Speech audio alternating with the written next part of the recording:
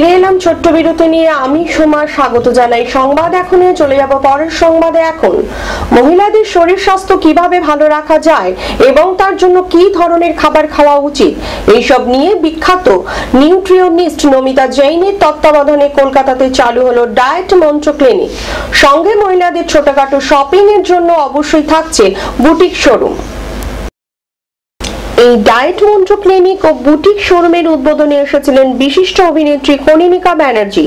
তার মতে স্বাস্থ্য সচেতন মহিলাদের জন্য এই ক্লিনিক খুবই উপকারী এবং বাড়তি পাওনা হিসেবে বুটিক এক অন্য অনুভূতি এনে দেবে। তাই এই ধরনের ডায়েট ক্লিনিক কাম বুটিক কলকাতাবাসী মহিলাদের জন্য এক নতুন সংযোজন। এই ডায়েট মন্ত্র যেটা এখানে কলকাতা এখন লঞ্চ করলো, সেটা থেকে মানুষ এটা বুঝবে না খেয়ে ডায়েট করা যায় না।